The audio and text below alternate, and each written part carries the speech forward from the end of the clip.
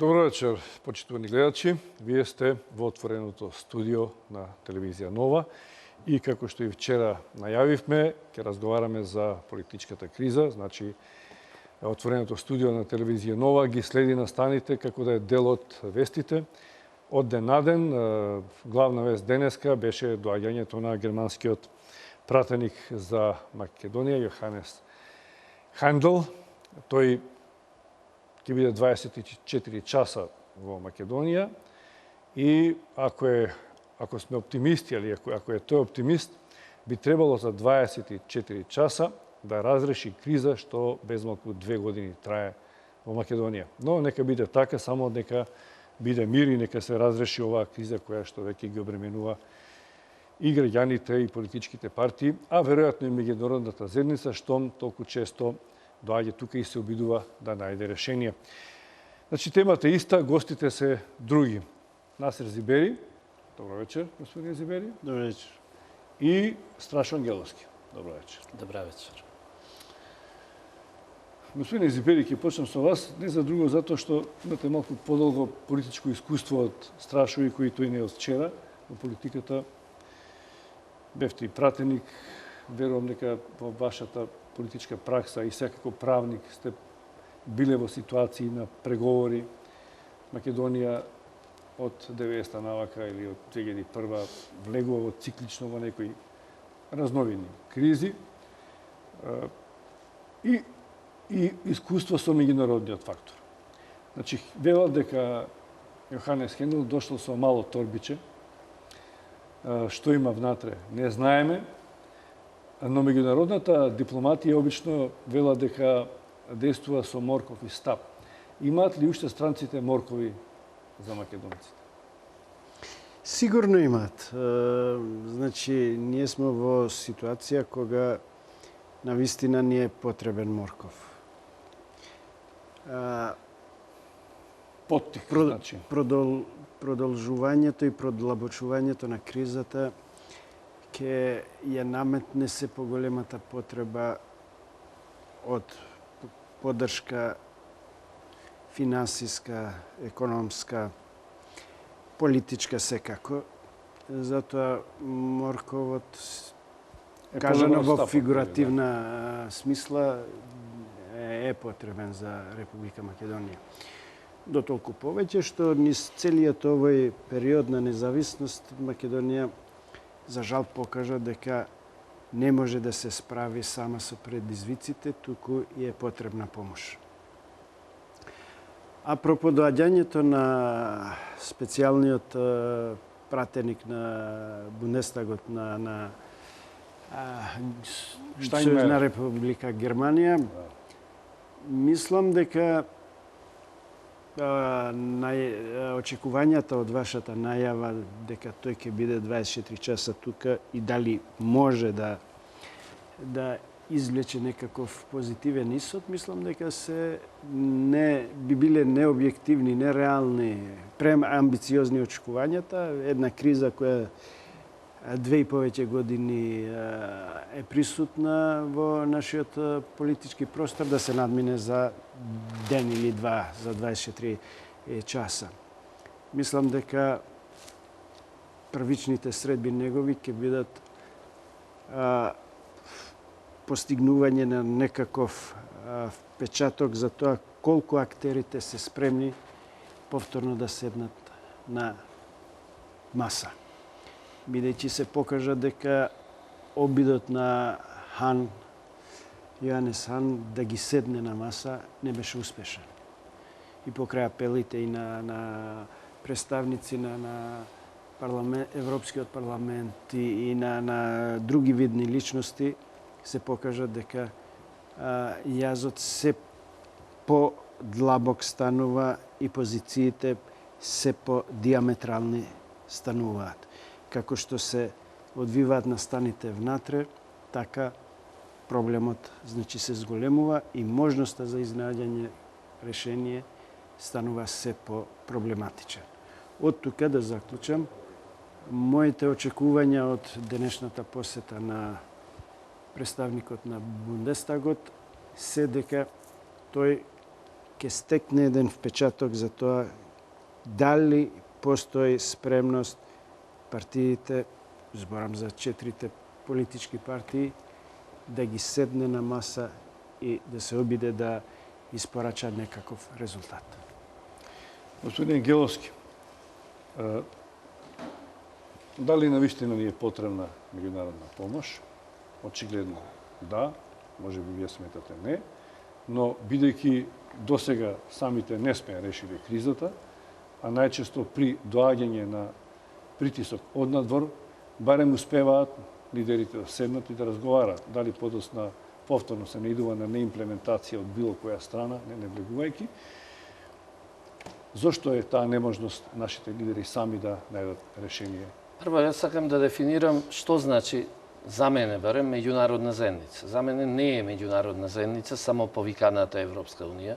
За мене не е меѓународна заедница Соединетите американски држави. Ако сакаме меѓународна заедница, каде што ние сме рамноправна членка, се Обединетите нации.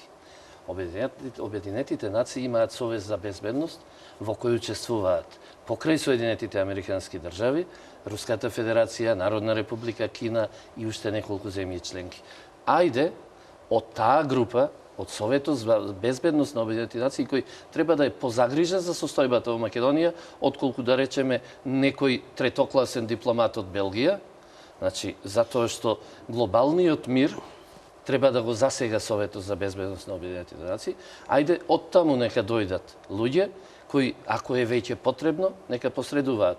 Нека биде тука представник на Соединетите американски држави, нека биде представник на Руската федерација, нека биде представник на Народна република Кина и нека седнат со лидерите во Република Македонија за разрешување на проблемот. Но, зошто овие само повикани седнуваат? Затоа што тие и го предизвикаа проблемот. И затоа јас со Насер не се согласувам. Јас мислам дека можат за еден ден да го решат проблемот.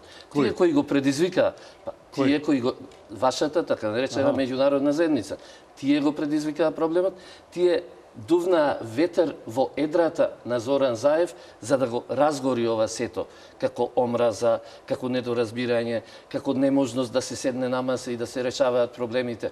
Ами ние 25 години се разбиравме, некогаш со повисоки и со поостри тонови, некогаш, но никогаш со омраза. Сме биле власт и опозиција, сме биле секој на оваа и на онаа страна. Меѓутоа, ваква омраза немало всадено и затоа тие кои преку Заев ја вметнаа омразата во Македонија, тие можат за 24 часа да го решат. Значи, мислите дека сега ќе има решение? Видете, ако сега малку и да се пошегуваме, ако таа меѓународна заедница сакаше да има решение, најлесно беше вчера да го донесе решението, да ги притиснеше Ахмети и Груевски, да ги признаат изборите на 5 на кои ќе победеше Заев. Затоа што според него немаше друг проблем, единствено беше проблемот дека Груевски и Ахмети нема да ја прифатат неговата победа. Таа меѓународна заедница можеше да ги седне на маса, да ги притисне тие да ги признаат резултатите од 5 јуни. Вашата забелешка беше номинална околу како ние го користиме терминот меѓународна заедница? Па, знаете што, не е тоа меѓународна заедница, тоа е само еден, само еден дел од меѓународната заедница, значи Европската унија. Еден друг дел, да речеме, од меѓународна заедница е конференција на исламски држави. Еден трет дел е БРИКС, еден четврт дел. Да, се слагам, но ако ние го повикаме Советот за безбедност во Македонија, мислам дека тој уште поголем сме влегли во поголем проблем. Од друга страна, ние не ги повикуваме. Дали ние го повикавме специјалниот представник на Германското министерство за надворешни работи? Значи, јас не велам ние да го повикаме. Дали некој од нас го повика специјалниот представник? Не. Тој беше наименуван и испратен во Македонија. Добро, и применот... И примен. Такви ние примери сме имале низ историјата на Македонија. Но за тоа ќе зборуваме подоцна. Освен да го примиме, можеме да го збркаме. Трето нема. Да не го примиме. Да не го примиме. Така. Најпрво не го делам мислењето дека од надвор ни е потурната кризата во Македонија. Напротив, тој меѓународен фактор се обидува постојано да ја стабилизира Македонија, да ја внесе во тие евроатлантски процеси каде што се гарантира една безбедност за државата. Впрочем, не може никој од надвор да внесе тука нестабилност доколку нема услови за тоа. Не велам дека меѓународниот фактор ги избрка пратениците на опозицијата од собрание на 24 декември 2012 година. Не велам дека меѓународната заедница не ги призна изборите последни парламентарни. Напротив, опсе имаше квалификација дека биле ефикасно спроведени. Да не ги набројувам сите причини кои беа катализатор за ваквата криза.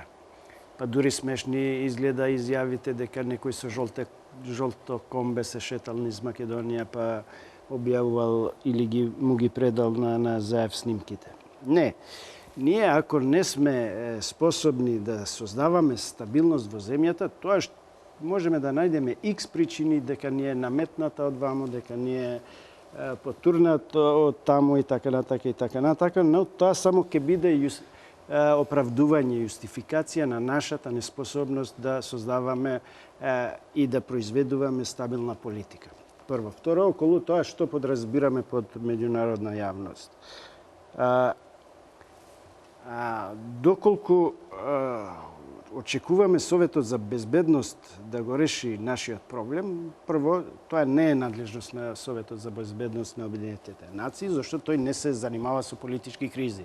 Тој, за жал, не може да ги разрешува ни воените конфликти ни целата планета, а камо да очекуваме Македонија со ваква криза да биде на дневен ред и Советот за безбедност да носи некаква одлука и да го разреши проблемот кај нас.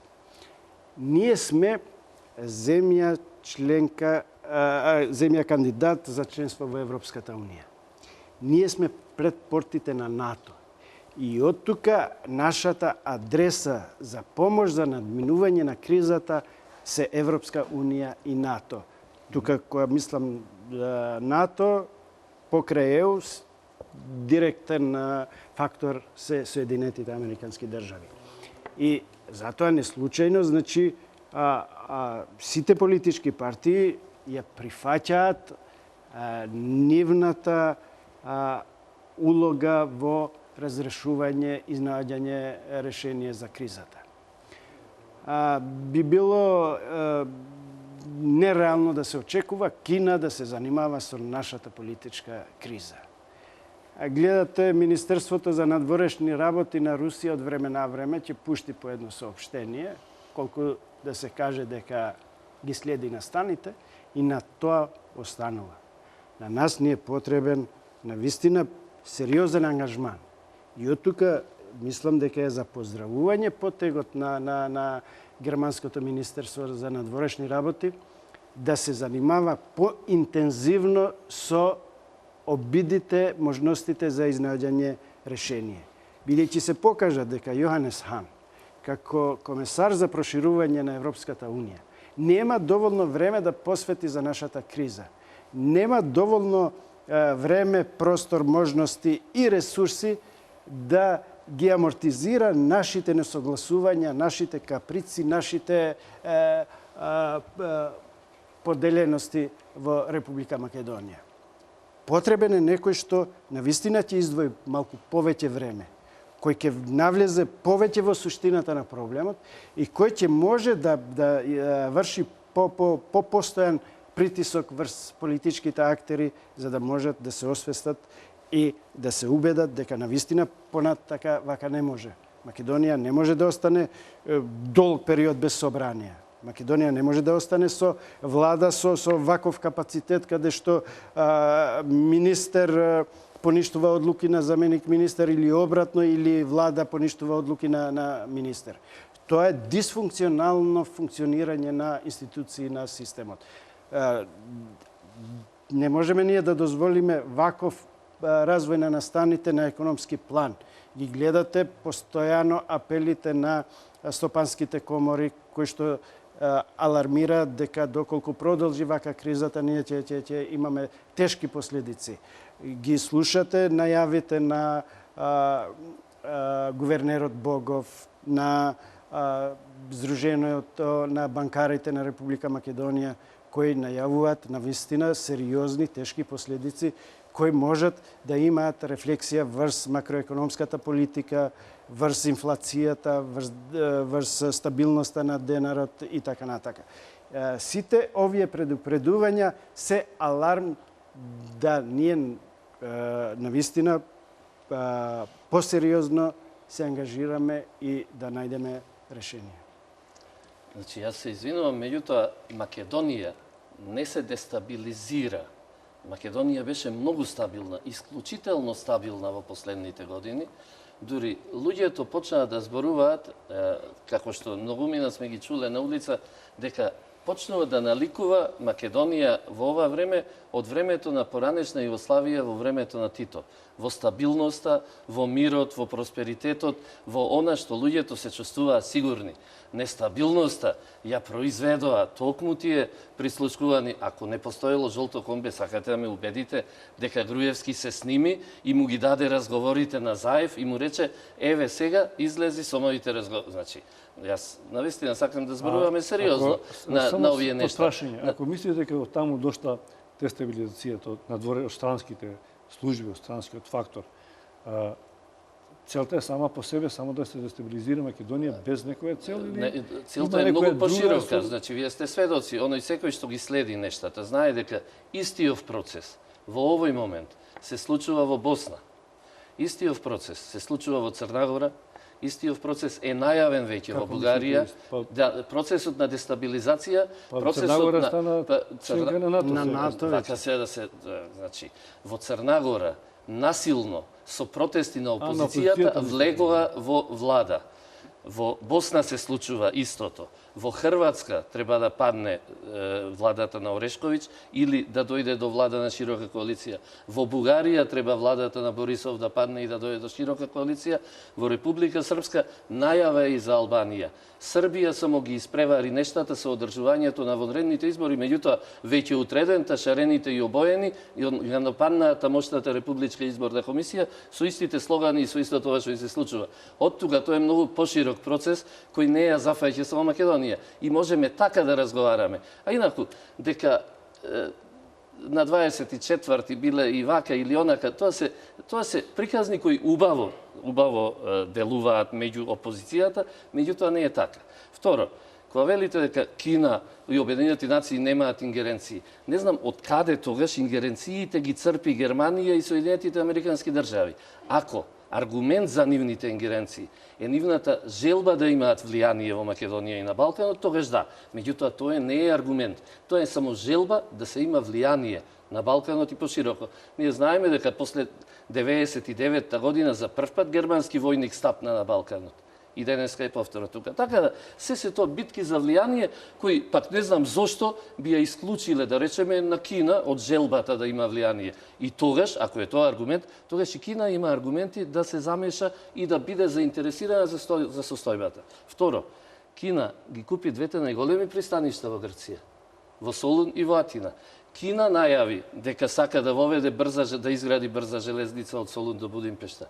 Кина најави проект за пловен Вардар, Морава и Дунав. Значи, уште како би требала да биде? Се зборуваме за Кина, можеби и Руската Федерација заинтересира и така натаму и така. Значи, дајте да не ги гледаме еднострано работите, дека само тие имаат и ингеренции и потреба да бидат овде и да се заинтересирани за стабилноста, а сите останати се исклучени. Не баре, тоа е пак сега, ако вие велите дали е Македонија островот, пак дали само НАТО и ЕУ е тој поширокиот остров во кој само ние како Македонија треба да бидеме.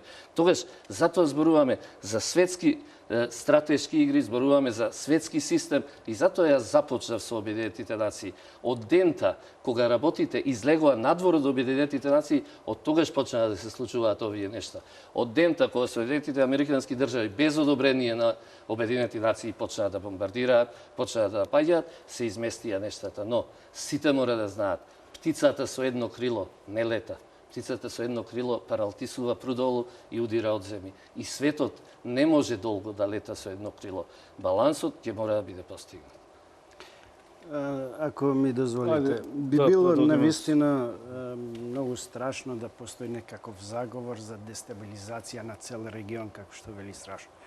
Не дај Боже да има таков Не план. дај Боже, јас Не велам, дај но- Боже да има таков план. Бугарија да ја зафати ваква Да, да. криза. Албанија да ја зафати таква криза. Србија, Хрватска. Босна. Чиј интерес е тоа цел Балкан и пошироко региона да биде дестабилизиран? Напротив, сите напори се вложуваат с регионот да се стабилизира и с регионот да станува перспективно место каде што граѓаните својата иднина ќе ја градат таму, а не да мигрираат во Германија. Гледате која е најбараната дестинација на мигрантите. Насер, ама ние така размислуваме. Оти ние сакаме да ни биде мирно, зашто живееме овде. Ама некој кој е на 10.000 километри од овде не размислува така. Дозволи да завршам. Да се извинувам. Има еден процес кој е регионален, кој се одвива во Босна, во Црна Гора, на Косово, во Албанија, во Македонија. Тука не е вклучена Бугарија. А тоа е процесот на декриминализација на политичките структури. Тој многу јасен е во Албанија. Тамо се донесе закон со кој точно е определено кој може и кој не може да биде пратеник, кој може и кој не може да биде министер. Процесот со специјалниот суд на Косово исто така води кон овој процес на декриминализација на политичките структури. Во Црна Гора исто така, таму веќе воведува и специјално обвинителство, специјален суд. Акциите веќе ги гледаме. Поранешниот председател на Црна Гора е зад решетки. Тој процес е присутен, но тој процес води кон стабилизација на овие региони, не дестабилизација. До толку повеќе како може Хрватска стана членка на НАТО, Албанија стана членка на НАТО, Црна Гора е на прагот формално на НАТО. Бугарија е членка на Европската унија и на НАТО. Кој сили се тоа во НАТО или во САД, кој своја членка сакат да дестабилизираат? Не, напротив, значи има процес на декриминализација на политиката. И тоа е здраво за нашите општества. Ние треба да имаме навистина кредибилни институции кои ќе произлегуваат од честни и кредибилни избори.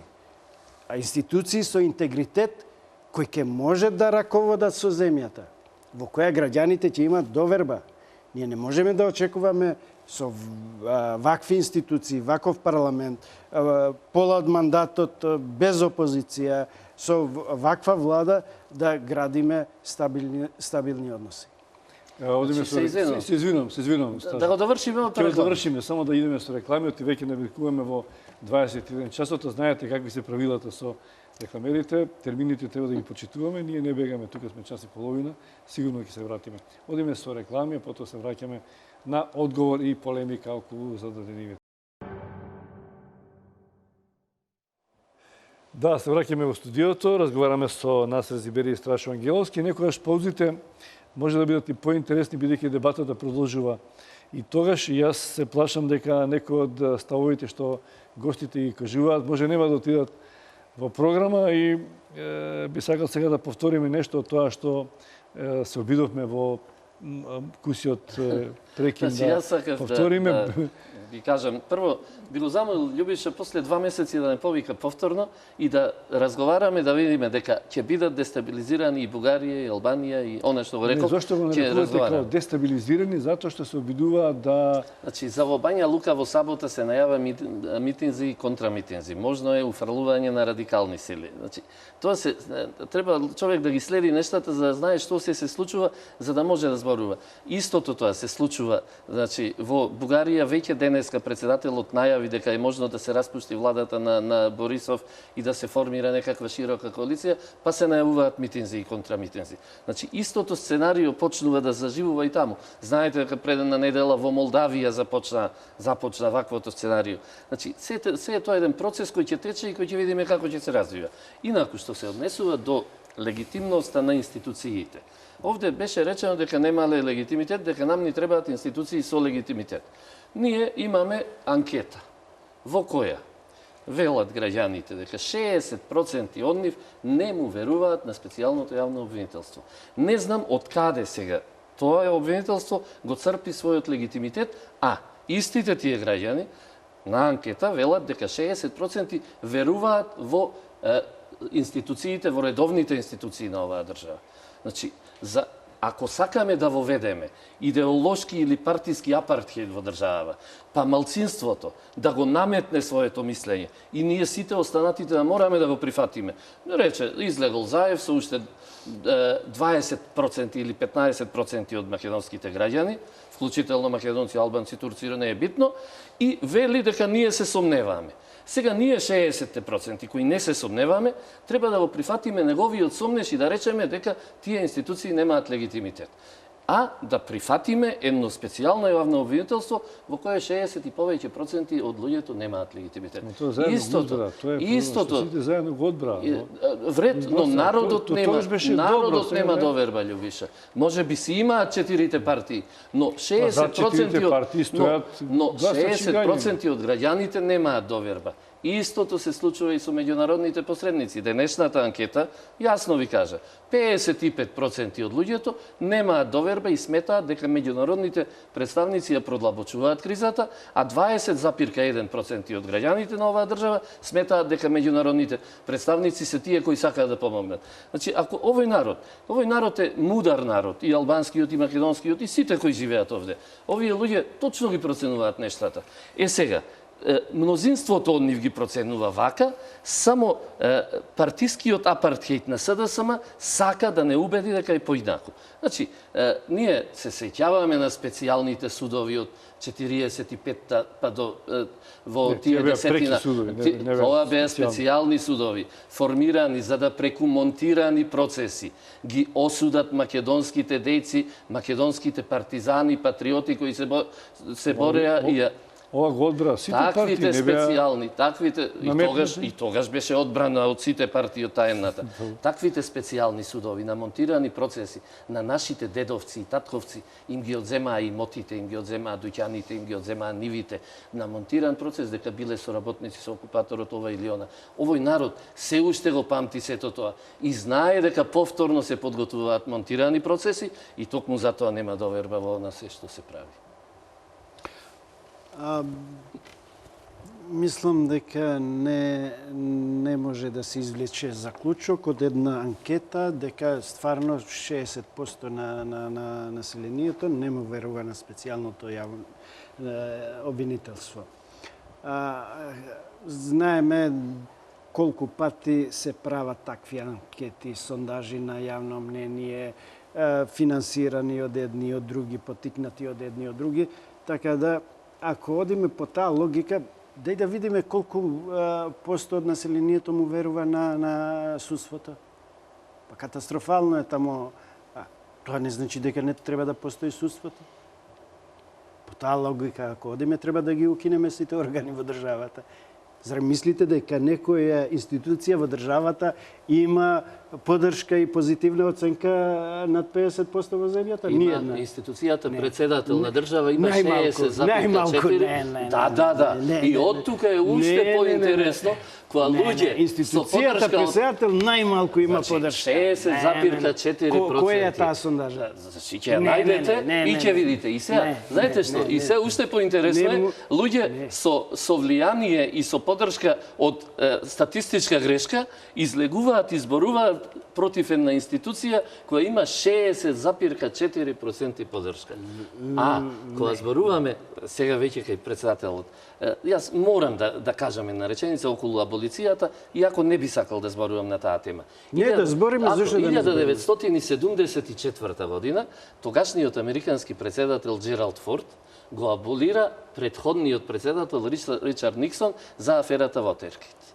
Во моментот на аболиција 92,7% од американците беа против и имало страхотни протести против аболицијата. Само 10 години подоцна, 98% од американците го сватиле вистинскиот потек на аболицијата и ја прифатиле. Истото ќе се случи и кај нас, но треба да се размислува со ладни глави што требаше и што сакаше да се постигне. лесно е да се одговара за криминал. Ако не денеска, ќе се одговара после 5 години. Значи не е во тоа проблемот. Иванов сакаше да постигне нешто друго. Сакаше да врати една стабилност во државата. А ако има криминал, за жал, вжештените глави не дозволија да размислат. Истото се случувало во Америка, затоа сакам како пример да ви го кажам за да го знаете. Да, ама не може да се прави паралела меѓу... Па сега, Вака, ако расчистиме, а не расчистиме и нема да расчистиме кои се улогите на меѓународната заедница, дали Кина е дел од меѓународната заедница, ние не сме побарали од Кина помош, може и таа не побарала. Но не сме побарале ни од Германија. Не сме побарали од Германија, сме ги примиле и сега тие за кои што говориме, легитимни представници на народот, седнуваат и разговараат со тие кои што дошле. Поканети, дел не поканети. Она што е важно, значи, ако не можеме да расчистиме и не сме унисони како настанала кризата, ние сме во неа, така? Ние сме во криза. И да бараме и да најдеме кој е виновен, не знам дали ќе го реши проблемот, а проблемот треба да се реши, бидејќи како што вели Зибери и Ангеловски и сите тука, никој нема фајда од кризата. Значи, не верувам дека опозицијата би имала фајда. Не знам, можеби, но гледам сомничаво Ангеловски не потврдувам. Секој нормален човек, мислам дека не може да живее во криза, бидејќи ни во криза не се решаваат работите кои што сакаме да ги решиме. Тогаш, кога доаѓаат овие луѓе, бидејќи имаме тековни проблеми, ме интересира Зибери, зашто разговараат? Конкретно зашто разговараат? Бидејќи сме во некој пат позиција. Имаме аболиција, имаме парламент кој што е распуштен, имаме избори на кои што владеачката партија ги поднесе своите листи, но имаме СДСМ опозицијата, ДУИ како доскорешен владеачка дел од владеачката коалиција, ДПА и другите албански партии не одат на изборите. Значи, зашто може да се преговара што претходно самите наши лидери не го разговарале? Да. Само ќе ми дозволите прво да ја довршам мислата, зашто господинот Ангеловски ми упадна и Апсолутно ме дозволам и продолжете. Да. Значи, научно е докажано. Власт која ја ужива довербата, суверено владее во една земја и нема дестабилизација, нема политичка криза. Власт која се наметнува на сомнителни избори и која не ужива поддршка, секогаш е подложна на кризи. Тоа е дефиниција. Ако сакате стабилност политичка, ќе произведувате кредибилни и органи со интегритет кои ќе владеат со поддршка на граѓаните. Поспротивно, кризата е неминовна. Затоа постојат избори, затоа постои поддршка, затоа постои проверка на поддршката на секој 4 години. Значи, според вас, колку треба таа власт да има поддршка за да биде стабилна? Доволно мнозинство да има. Оти во Америка со 151 глас разлика победи, па беше стабилно. Дозволи, да. Значи, имала поддршка таа гарнитура владеачка, односно Буш, тогаш, апропо Ал Гор. Во однос на конкретното прашање, зашто може да се преговара? Ситуацијата не е иста пред и после аболиција.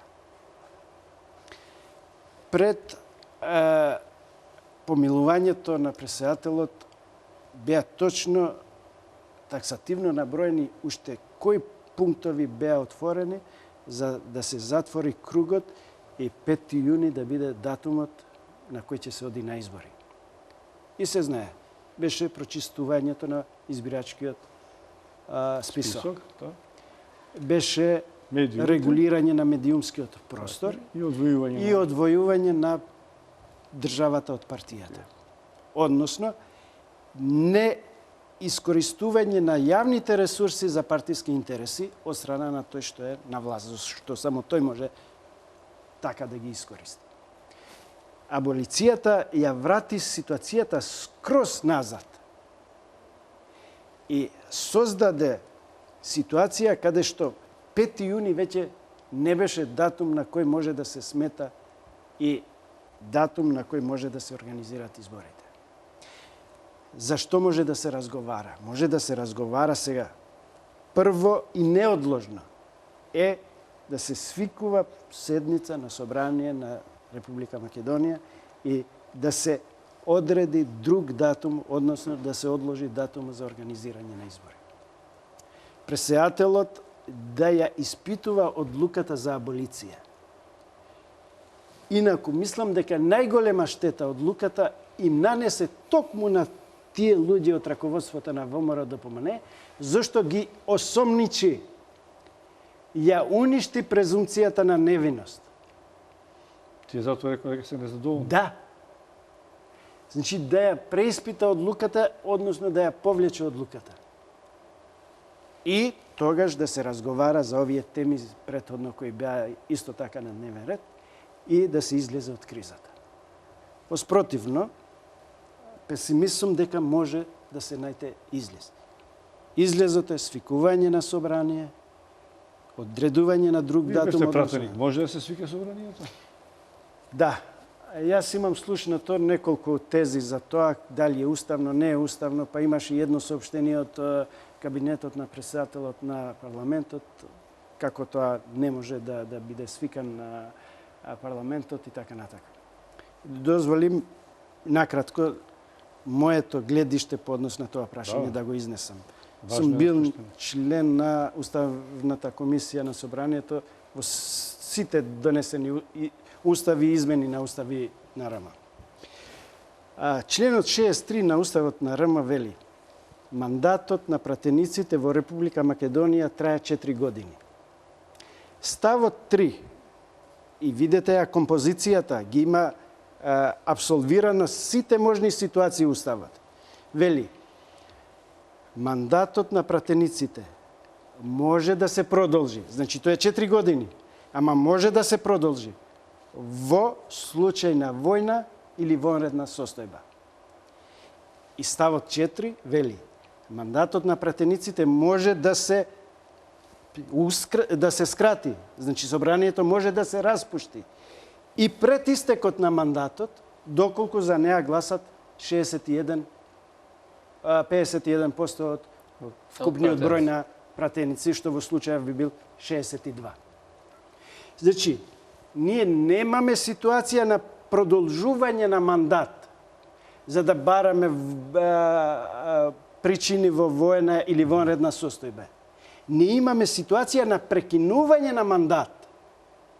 Значи, мандатот на пратениците не истекол и ипсо јуре да биде тој надвор од мандат и да може да се продолжи само во воена и вонредна ситуација. Мандатот на пратениците, значи, не по сила на закон е прекинат, туку е прекинат со одлука на пратениците. И тој е не консумиран мандат пократок од 4 години. Затоа и со одлука на мнозинство број на пратеници може да се свикува седница на собрание и да се донесе легитимна одлука.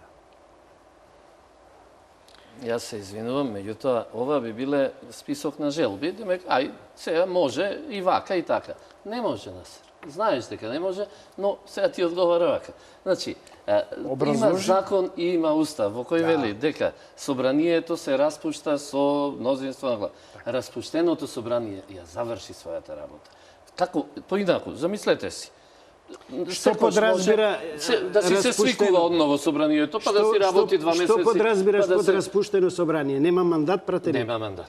Во какво својство председателот на собранието ги распиша изборите?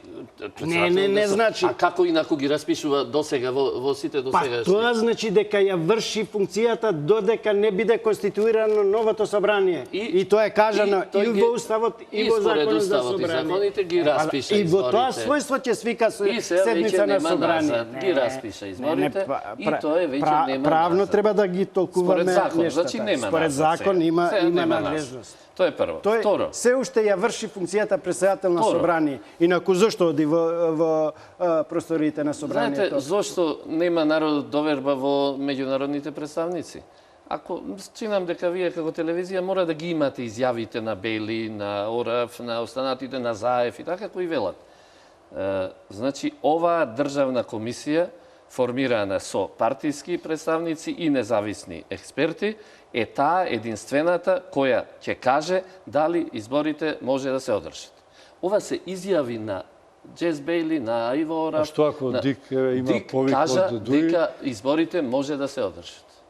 Има сега нова сега иницијатива. велиме дека сега не треба ни Дик да каже, туку сега ќе каже дали може да се одржат.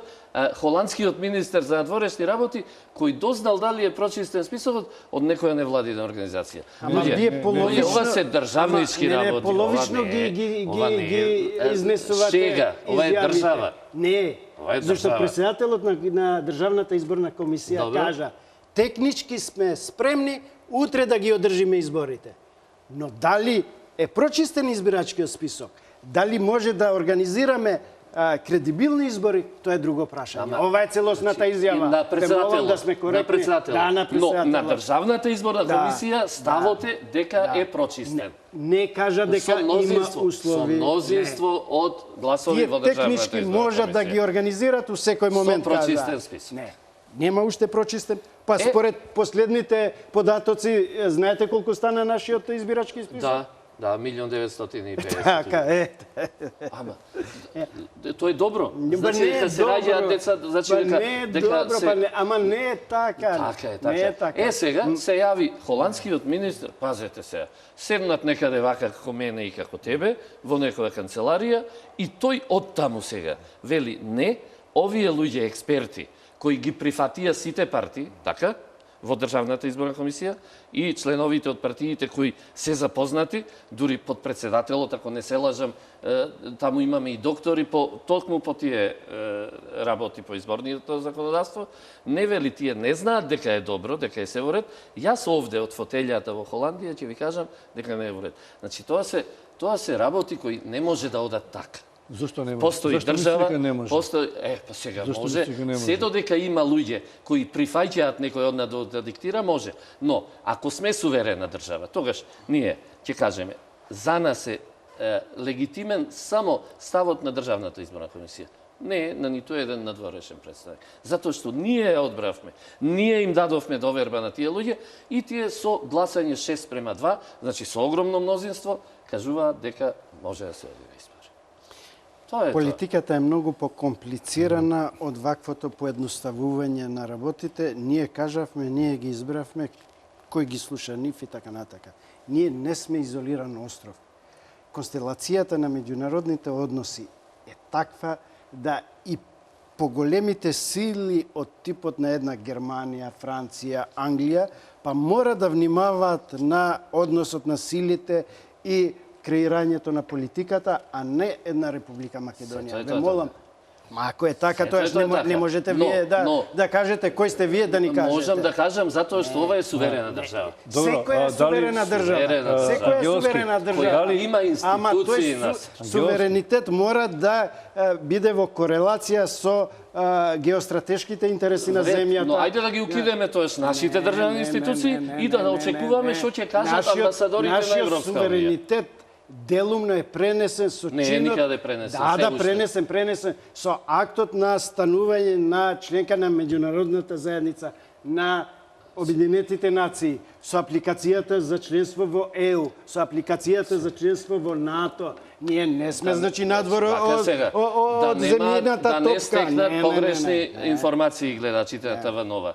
Значи, ние се уште немаме пренесено ниту дел од нашиот суверенитет, ниту на ЕУ, ниту на НАТО, затоа што се уште не сме членки. Ама сме прифатиле дента која ќе бидеме членки, во тој момент ние ќе пренесеме дел од нашиот. Ама ние мора да градиме такви... Ние сме подготвени, значи, да го направиме тоа. Така кога ќе станеме... Ќе видиме. Ние мора да градиме такви односи на доверба со тие партнери кон кои сакаме да гравитираме. Мора да градиме такви вредности кои се компатибилни со тие асоциации кај што треба да и за вредностите нас можеме да разговараме. И јас и ти сме традиционалисти. Не знам дали вредностите кои ги има Европската унија да ги прифатиле. Уште неколку прашања има за кои што сакам да поразговараме, одиме со вториот блок реклами, а потоа продолжуваме на истава тема.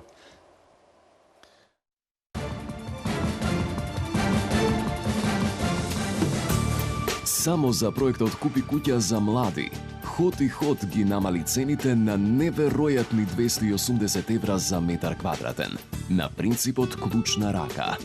Дојдете во Ход и Ход за заеднички да го проектираме вашиот дом. Помагаме при аплицирањето во банка. Ход и Ход за проектот Купи куќа за млади нуди градежни парцели за изградба на куќи. Млади, купете куќа. Купете во Ход и Ход.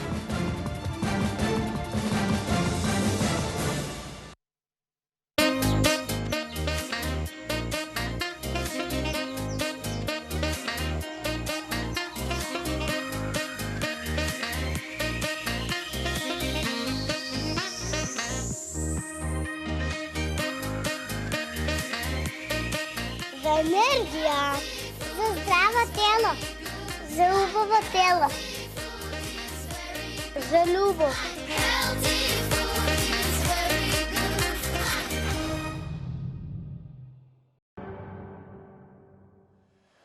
Насе Зибери, Страшо Ангеловски, полемика околу улогата и моќите на меѓународната заедница.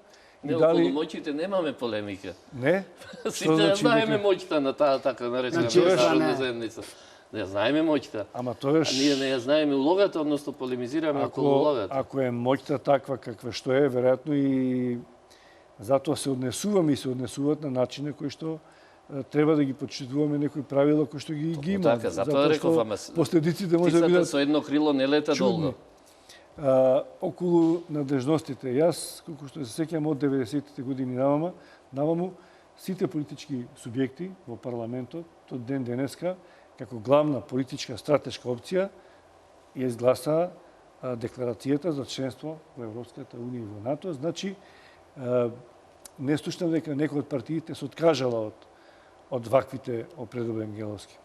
Тоа значи дека доброволно сме влегле во некоја ситуација да комуницираме, да ги прифаќаме нивните представници, добри или лоши, исто како што нашите амбасадори, некои се поарни, некои не, каде што ги испраќаме на мултилатерала и на билатерала. Република Македонија доброволно и најдобронамерно влезе во тој процес за влегување во Европската унија и НАТО.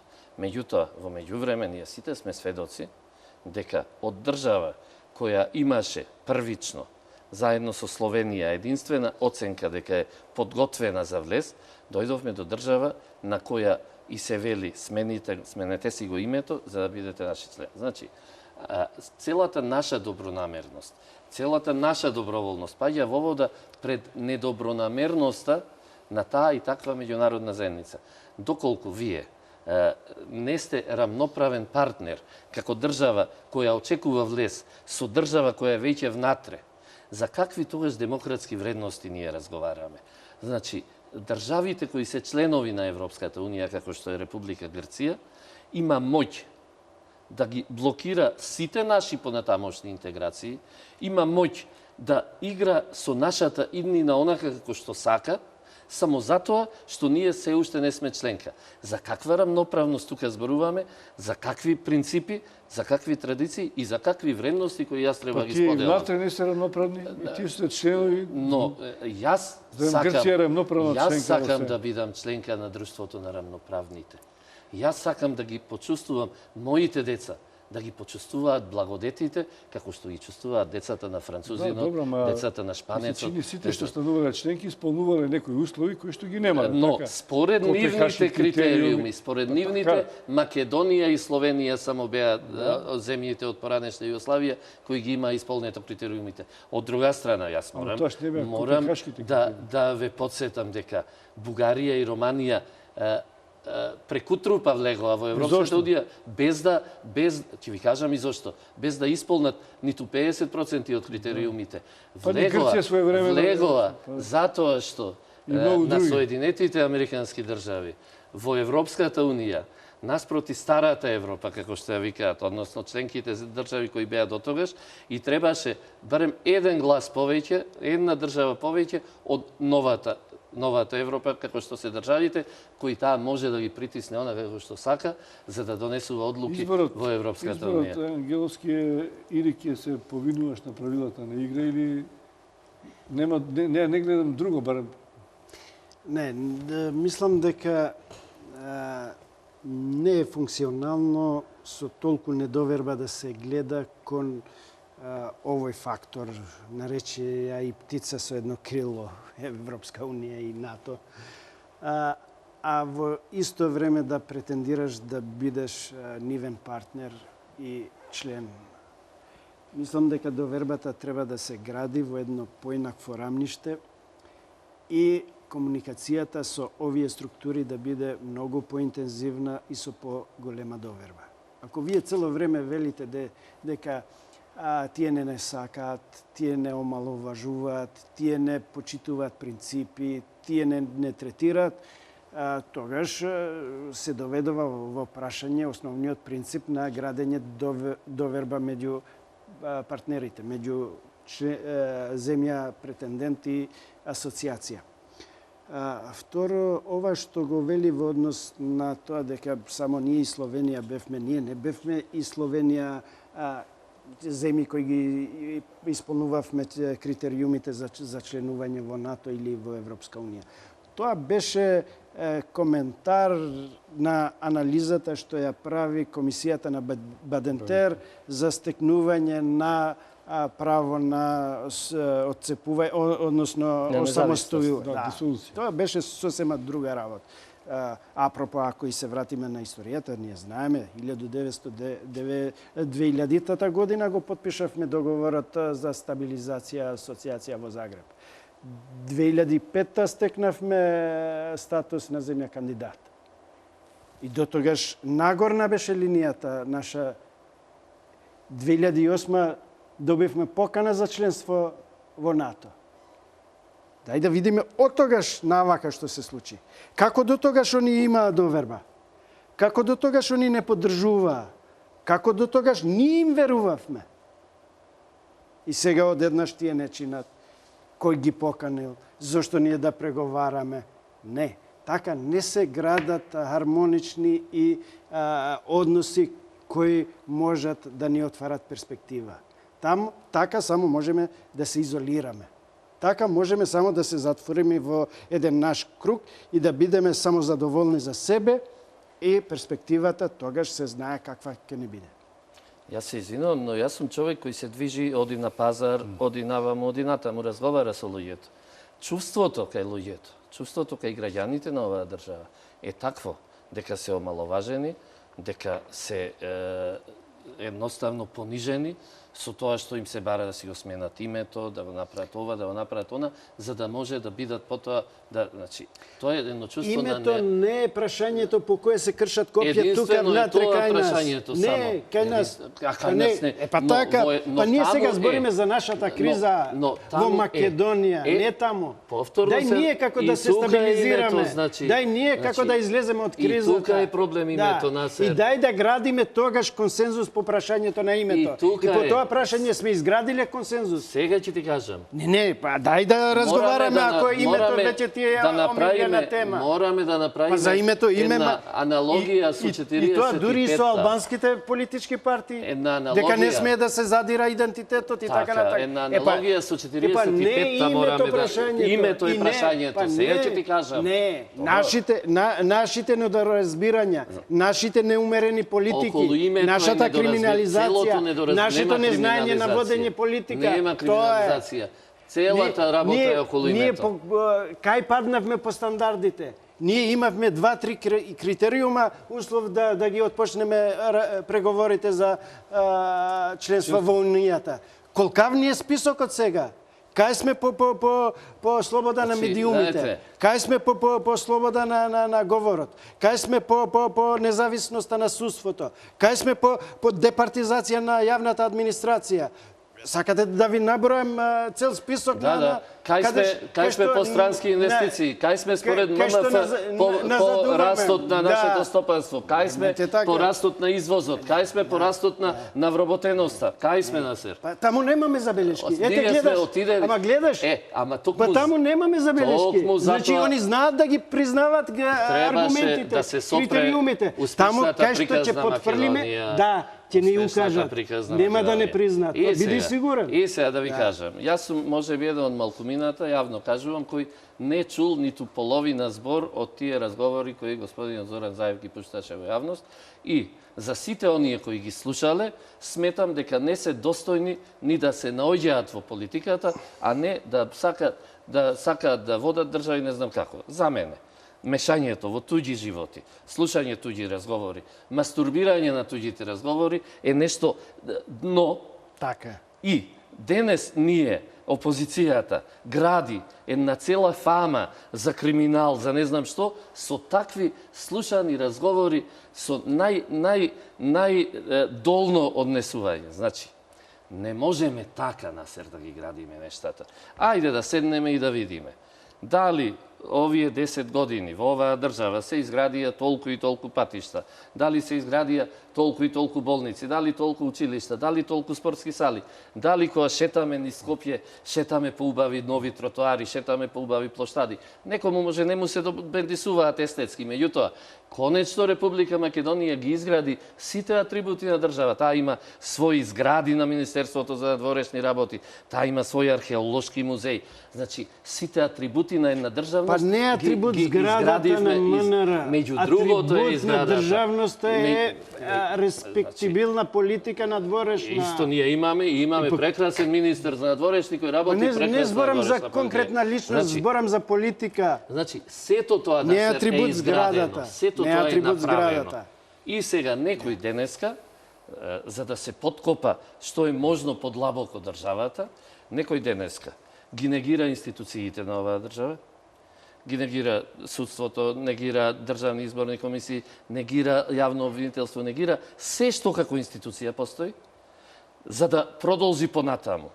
Ги фарба и ги уништува белезите на една државност и на една националност. Значи, оној кој имаше доблест да го уништува релјефот на децата бегалци, деца кои биле протерувани од Грција, чии мајки ги закопувале во снегот за да поминат преку границата па да се вратат да ги земат. Сега по втор пат тие деца бегалци страдаат кога гледаат како некој ги уништува нивните релјефи. Сакам да Да, може само едни реклами, сакам да побарам. Не, ама вечерва многу Многу реклами. реклами. Само два пати. Имаше морам уште едни да имаме. За да имаме просто... Дозволи, не, накратко, по однос на прислушуваните материјали. Ама те молам не реплицира да имаме реклами. Нач на една многу сензитивна тема. Апсолутно сум против тие прислушувани материјали кои задираат во приватниот сегмент на било која јавна личност да се објавуваат. Но апсолутно сум таму каде што се задира во јавниот интерес, каде што е загрозен јавниот интерес, тоа и текако треба јавноста да го знае. Тоа се лични разговори, Насер. Второ, нека се дадат во јавното обвинителство, ама не да се слушаат по кулоари, па да се... Тоа е ниско, тоа е долно. Таквите луѓе... Таквите луѓе... Затоа, не, ве молам, затоа нашиот закон беше доставен до Венецијанската комисија да се процени.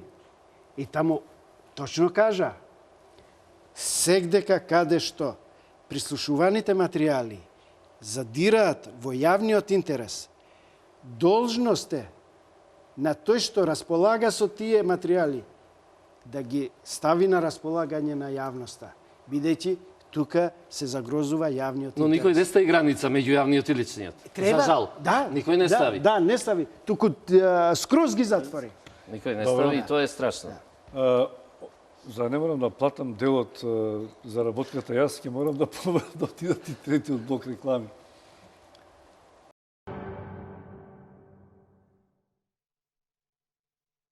Завршивме со оценката околу прислушуваните разговори кои задираат и во јавноста и во приватноста, и моите соговорници се сложија дека апсолутно треба да се најдат виновниците за тоа и дека е неморално да се слушаат приватни разговори. Иако околу тоа немаме се уште некоја разрешница, нели јас не сум слушнал дека се најдени тие луѓе кои што ги прислушува наши колеги или јавни личности. Тоа треба што побрзо за да се стекне доверба во институциите и дека нема да се шири, да се добија политички димензии и да се зголемуваат аферите на оние што поседуваат такви материјали. Бидејќи ми се чини 2/3 од термините говоривме за меѓународната заедница и за улогата на власта, како се справува со ова, многу малку остана време да проговориме и за улогата на опозицијата. Господин Зибери, па и вие, господин Ангеловски. Имам едно генерално прашање. Често пати, секоја власт, кога е на власт и кога беше сегашната опозиција на власт, без разлика што беше друг лидер, и обратно, се говори за потребата од конструктивна опозиција. Што тој термин значи и како вие, кога би биле советник на опозицијата, би ја советувале да се однесува сега во ваква политичка криза. Не како човек од надвор, туку како човек од внатре. Па сигурно за многу прашања јас имам поинакво мислење како се водеше кампањата, како се отворија прислушуваните материјали, како се протестираше и така натака. Но јас зборувам за принципи. Во принцип, конструктивна треба да биде власта, да се разбереме. Не опозицијата. Не можете да барате конструктивност по секоја цена од опозицијата. Конструктивност по секоја цена треба да се бара од власта. Зашто власта е одговорна за раководење со институциите на системот во една држава. Тоа е прво. Второ, самиот поим на власт значи право да се употреби моќта во справувањето со проблемите. Тоа право значи го има само власта, не и опозицијата. Од тука одговорноста на владата, на власта е 10 пати поголема од опозицијата. Една одговорна власт ќе ги сведе политичките токови така што нема да дозволи една опозиција да ја дестабилизира земјата. До сега во овие... Дозволи. Не кажав ништо за опозицијата. Има многу и за опозицијата. Да, ви реков. Зборам сега за принципи. Значи, принцип е одговорна влада. И одговорност се бара кон владата. Опозицијата, мислам дека еден долг период беше летаргична. Немаше идеја како да се справува со ваква власт. Беше дисквалификувана од медискиот простор.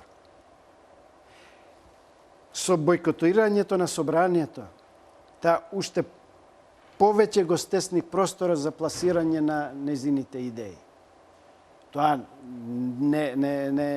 не ги оправдува мерките на власта со бркањето на пратениците и така натака.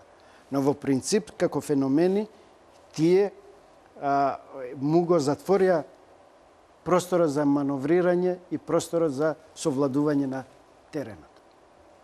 Мислам дека критичен момент беа настаните во Куманово кога власта се повлече од идејата да се придобие теренот со логиката дека во прашање стабилноста на земјата и интересите на државата.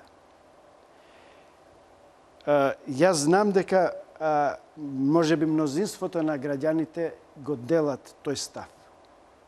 Меѓутоа, феноменот на кумановските настани стави длабока сенка врз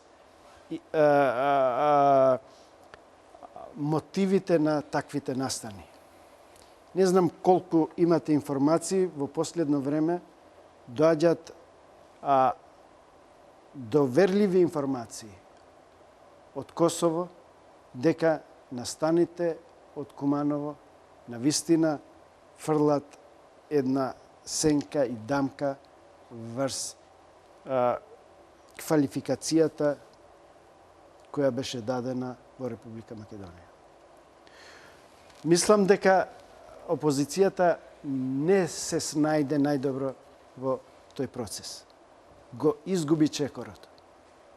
Мислам дека начинот на кој ги водеше преговорите и утврдувањето на датум на избори без критериуми, односно условен датум за избори, исто така беше нивна грешка. Во целина земено, мислам дека опозицијата можеше да изведе и испорача многу подобар резултат од овој што го имаме. И конечно да завршам. Опозицијата ќе има уште долг период на адаптација и совладување на теренот и ќе биде ставена на испит со невладиниот сектор, кој во последно време е многу активен, ама не е СДСМ, да се разбереме. И утре ќе има навистина сериозни проблеми како да ги канализира многуте различни видувања за тоа каква иднина сакаме да градиме. Зибери, уште едно прашање, Геловски се извинувам, морам, бидејќи дојдовме до опозицијата, но во моментот дека говоревте се сетив за улогата на Дуи. Дуи не беше опозиција, беше 10 години добро укомпонирана со ВМРО ДПМН во заедничкото практикување на власта. Предходно со СДСМ. Предходно со СДСМ и на крајот, според некои коментари, под притисок на меѓународната заедница го напушти ставот околу изборите, сега е на другата страна.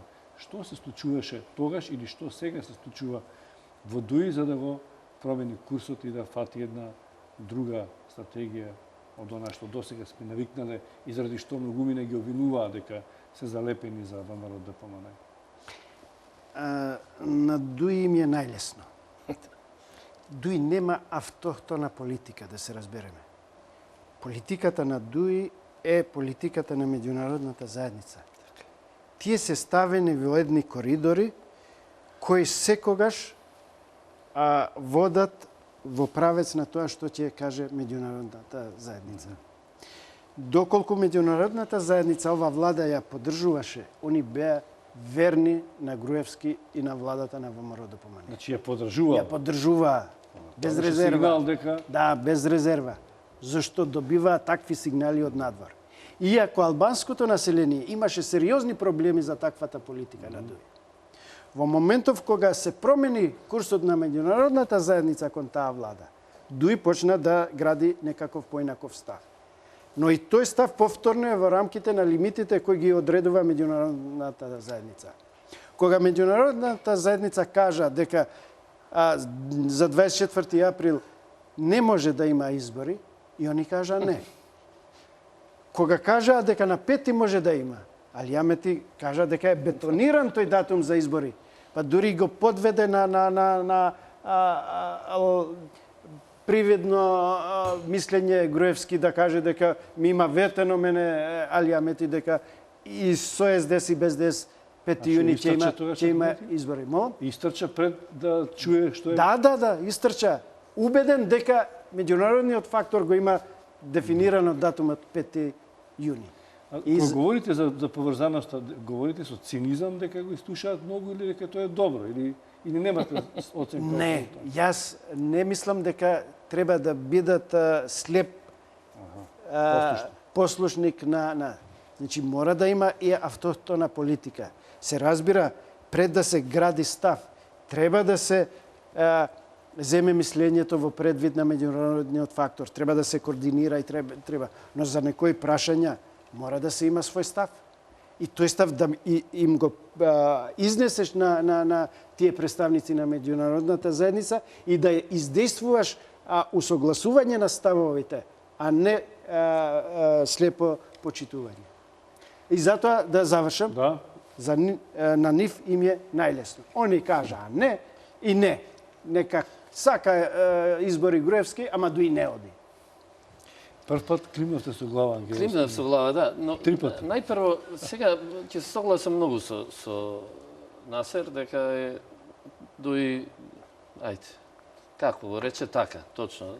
И може би сега треба на сите да ни биде криво што ПДП партијата во која членуваше и која беше на почетокот носител на нештата во албанската заедница, што не обстана, оти беше може би точно таа автохтоната партија на македонските албанци изворна, која произлезе од нивните барања. Дури мислам вака, мој скромно мислење, интелектуалниот дел од елитата се уште го држат. Тие ја често канам гости од... Штета што како партија не постои тоа. Второ, дали гром на Стефчо Јакимовски со еден заменик министер е во власт? Па, формално правно да, Така. при Павле уште власт. Така, зошто тоа за која опозиција зборуваме? Партија која има 2 министри и 5 заменици министри, таа е власт. Таа не е опозиција, да се разбереме. Па тоа што и СДСМ не е. Имено за СДСМ зборувам. СДСМ има 2 министри и 5 заменици министри во оваа влада, Љубиша. Добро. Тоа не може да се нарече опозиција. Тие се веќе и точно е дека треба да биде конструктивна власта. Тие се дел од власта и треба исто така да бидат конструктивни. Значи, мораме да бидеме јасни, не може ние да си играме. Денеска јас сум опозиција и бидејќи ми одговара да немам никаква одговорност и да си шарам по споменици да јас сум опозиција, а утре наутро ќе си појдам во кабинетот и ќе бидам власт со 2 министри и со 5 заменици. Тоа е прво. Можеме да зборуваме, значи... Ама јас ке прашав како советник што би правеле, а не како критичен... Ама не постои опозиција. А сега јас што би правил како советник во СДСМ, например, би ви кажал, но не како опозиција. Јас, кога би бил советник во СДСМ, веднаш би рекол Зоран Заев да се повлече од лидерската позиција. И кој да дојде? Да се вратат назад интелектуалците на СДСМ. Вистинските социјалдемократи да си го преземат СДСМ. Јас, како и ти, како и Насер, имаме многу пријатели во тој СДСМ, луѓе интелектуалци, луѓе кои знаат, луѓе кои умеат, луѓе кои можат, кои никој од нас не ги видел на ниту една пресконференција. Сами си ги бираат, нема ние да им ги бираме. Ама ме праша за совет. Да, за совет. Јас го давам советот. Зошто? Ќе направам една аналогија со Камбоџа во времето на Пол Пот и црвените кмери. Пол Пот сакал да направи селанска држава и ги ликвидирал интелектуалците. Кога ликвидирал се што знаел дека е интелектуалец, ги пуштил своите луѓе низ Камбоџа да бараат луѓе со знак од очила на носот, што значи дека и тие читале и дека се можни интелектуалци, па ги ликвидирал и нив. Јасно е зашто сакам да зборувам, да се вратат интелектуалците, да ја извадат СДСМ од зоната на омраза, да ја внесат повторно во зоната на разбирање, да се вратат луѓето кои размислуваат социјалдемократски. Денес, за жал, луѓе препознатливи за СДСМ се еден Захир Бекири, Чаушот, се близнаците од Ѓорче, се луѓе огрезнати во криминал. Не е тоа препознатливоста на вистинскиот Имам уште по едно прашање пред крај. Морам да завршам така. Ќе има избори или не? Значи, во правна држава, со устав кој се почитува, избори мора да има. Ќе видиме на 5 јуни дали сме правна држава со устав кој се почитува. Британија од 1215 со Магна Карта Либертатум нема устав. Тоа или не? За жал. Мислам дека кризата ќе се реши само дента кога ќе ја надминеме омразата. Ние сите сме сведоци дека во кафеана седат луѓе и велат јас ќе го убијам онега, тој ќе го убие овега само затоа што припаѓаат на различни политички партии. Добро, ќе има избори верувате, дали тоа ќе реши кризата? Треба да го прашам и Изабели истото прашање. Да не препишува од вас, да одговорите. Значи, многу неблагодарно е да се прогнозира.